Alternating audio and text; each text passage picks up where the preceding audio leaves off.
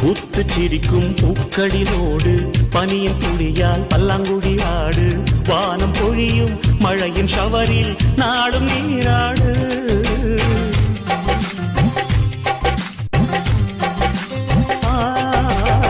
உன்னை கடந்து போகிற போது உட்டி மேகம் திருடிக் கொண்டோடு.